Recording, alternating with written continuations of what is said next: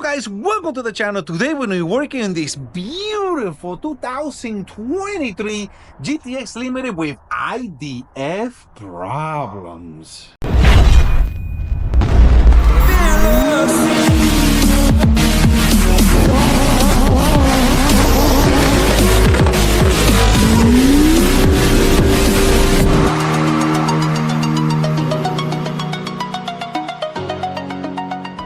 Alright, I have talked about this issue many times before. You cannot make these iDF Sea-Doos fast. You just can't. They break. They love to break. And if you break, it's gonna cost you.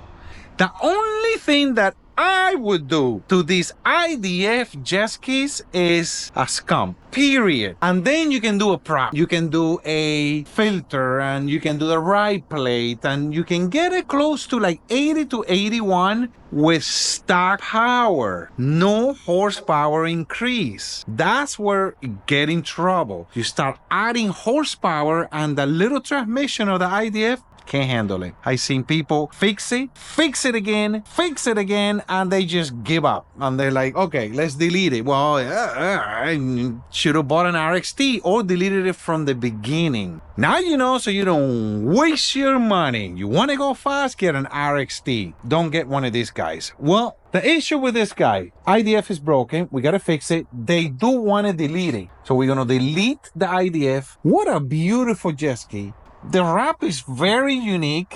I know it's a female who owns it. That explains the colors. Well, I know other guys who likes purple.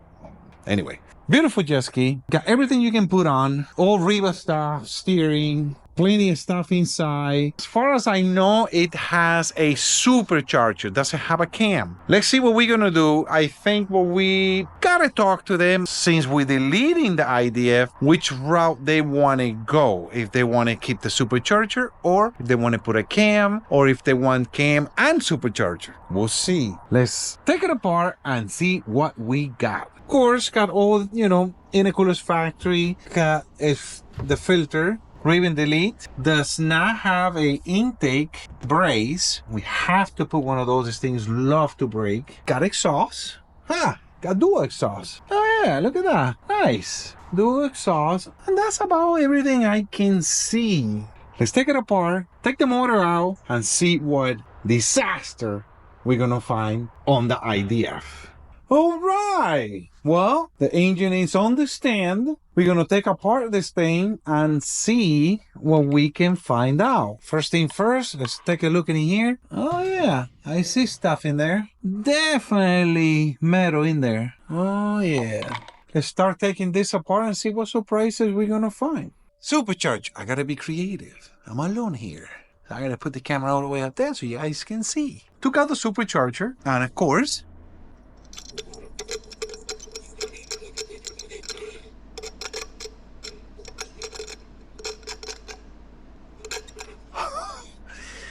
there's metal in here. If I go like this, there it is. Full of metal. Wheel touch. Not only the wheel touch, but this bearing got messed up right here. This bearing came apart, and you can see right here, one of the ball bearings came out when I scratched this. Weird how it blows my mind when something like this, you know, 40, 60,000, whatever RPMs this thing goes. When they break, gotta take this apart and see if we can save the housings. I can see that this went forward and it messed up the housing here. So this back housing might not be good, and the front housing might not be good, and the wheel might not be good. Might have lost the whole charger. We have to take it apart and make sure that that's the case. If it's savable, then we can save it. But if it's not, then they need a new charger. Well, let's see what happened. This is what we got. Wheel is no good. This is completely destroyed, not only on the front but the back. What happens is once this happens, it loses balance. So even if you think you can fix it, you can't. Lost balance. This is trash. It completely destroyed all this here. On camera you can't see, but this is really deep here, and this here is like it destroyed this thing here. There's a big chunk of aluminum here. I will have to take this, if I want to reuse this, I'll have to take it to the machine shop and let them run the lathe in here and clean it up. But by the time, take it to the machine shop, run the lathe, how much money are you gonna spend? And how much versus how much this piece costs brand new? And then we got it messed up here in the back too. And a lot of times this gets into an egg shape and it just doesn't. I try reusing some of this stuff and I just don't feel comfortable. At the end of the day, what are you trying to save? A couple of bucks, and then you gotta spend so much money to bring this back to life. And let's just say we're saving a few dollars just because we want to use this, and then there's something wrong with this. The bearing is not aligned right because it got messed up and it's a little crooked, and then you put everything together, you spend almost $1,000 to put this back together, and then you blow up again because you were cheap. And that's my point. So you guys don't waste your money. I wouldn't use any of this unless I want to put it just for giggles. And I want to put it back together with all this stuff and I know it's going to blow up, who cares? But that's not the case. All this is good for is just sell it as scrap metal. And it's just better and cheaper just to get a new charger and move on. So that's what we're going to do with this. This is completely trash, as you can see.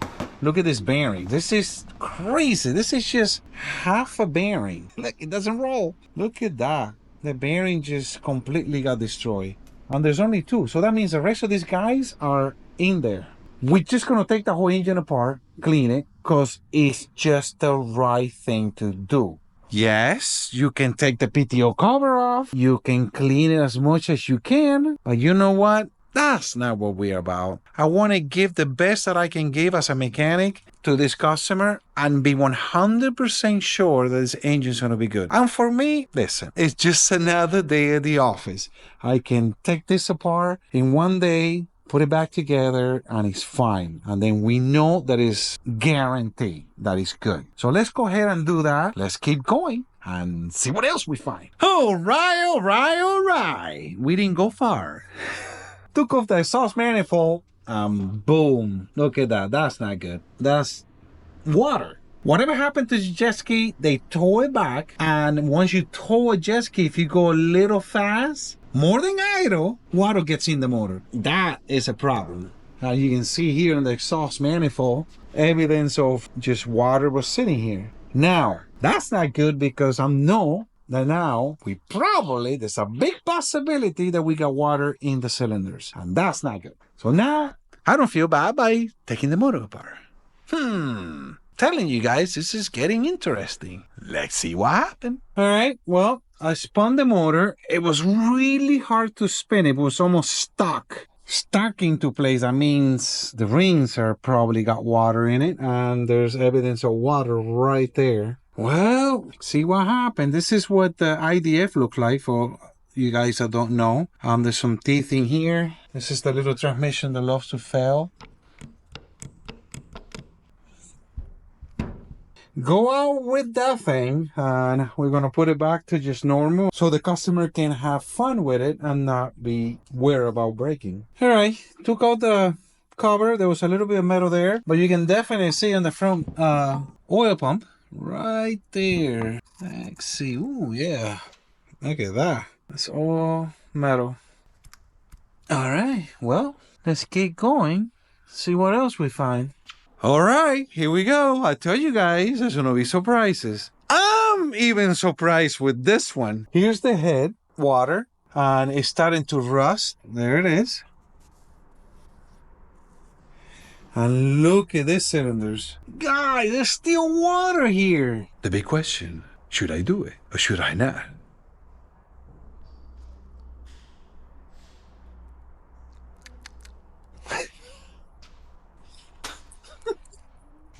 It's fresh water. Can't believe I did that.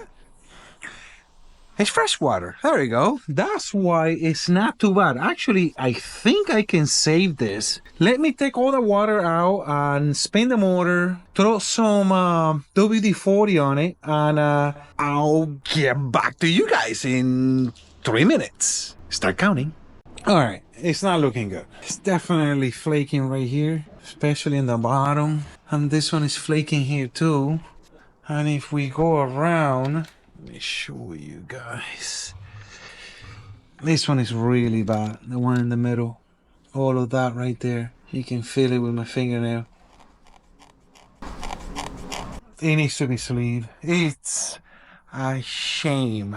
This is what I tell you guys, very, very important. You tow your jet ski sinks. You have to take care of this water. This was a perfectly fine. I mean, the motor needed to come out and clean it because the supercharger went bad. But this is another issue. This should have never happened. But it did. And it's because people just don't think. Water gets in there, you got to take care of it. You have to take care of it really quick. Anyway, I hope I teach you guys something. You can get something from this video, and it's take care of your sunken jet skis. Well, let's keep taking it apart and see what we got. All right, here we go. More surprises. Look at this. Isn't that nice? Isn't that cool? Wow. And then we come over here and we see the evidence right there too. This doesn't really affect anything. It just looks ugly. It's ugly, but it's fine. I mean, the urinals are fine, but as you can guys see, you see all the milky. Eventually it will rust this crank. Right now, it's perfect. Everything is good. Next thing is gonna be, the next major thing is I have to take the crank out, counterbalancer, and then, you know, of course, all, you know, the caps and then take the pistons out. The pistons is the last major hard part that if they're good, great. It's less money he needs to pay. If the pistons are not good, then unfortunately we have to buy piston, and that's another cost that is not necessary. So we'll see how lucky this guy is gonna be. Or should I say, this girl. All right, you can see some of the damage right there. Overall, not too bad. All we need is rings. The pistons are not bad. We can reuse the pistons. There's one that is iffy. I might replace it with another used one. But other than that, that's about what we got. And it start searching parts. I need to get a regular PTO cover so I can pass the charging system to on and get this going, putting everything back together, and that's gonna be the challenge now. As far as the crank goes, I don't know if I show you this, but I thought the crank was good, but you know, it has little stuff here, right there, something there. I'll show you guys. See right there. I don't know if you can see it on the, there's little stains here and there, right there. And just gonna get it polished. It's fine, nothing wrong with it. Get it polished, and then we go from there. Alright guys, it's time for the engine. Finally got everything from the machine shop, and we are ready to install this engine. Got the, look at this head. Oh wow, Calas springs and retainers. We turn it around. We got the Calas valves, lightweight, really beautiful. It's being shaved. It's ready to go. We also put in the upgraded 325 rockers. Yes, because this baby is gonna have a Calas Cam, and they don't want to have any issues. And we know that the rockers, the original rockers from 23 and down, they're very weak and they do break. And Sea-Doo knew about it, and that's why they're doing something about it for the 24 model, since it has more power and the cam has more lift. And that is what's important. That's why they made these forged rockers. So you can buy this kit at Riva and you can put them on your 23 and down. Of course, we got the lightweight Calas cam gear, lightweight counterbalancer. Only is lightweight right here. It's lightweight in the actual gear here. We take away from the gear, so less rotating mass. Now this one is the magneto, and this has been lightweight too, and also the flywheel, and it's being totally balanced. This is great. We got the crank here. We have the block, and the block is being sleeved. Look at this beautiful job. This is awesome. This is ready to be assembled. We're gonna do that now, and let's see what happened. And it's late, and my co-partner over there is building a Yamaha. We're gonna go and mess with him a little bit.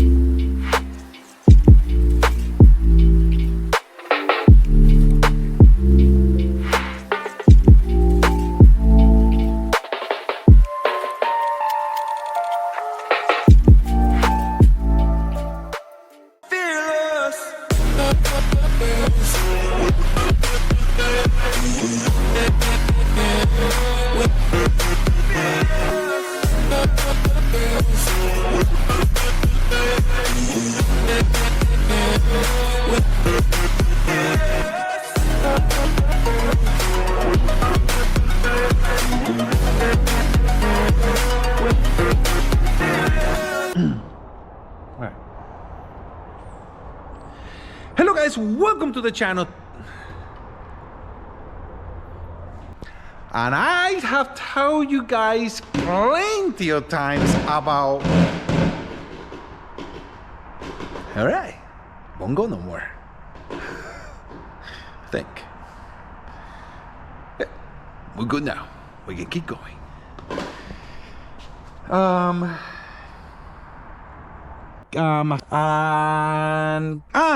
And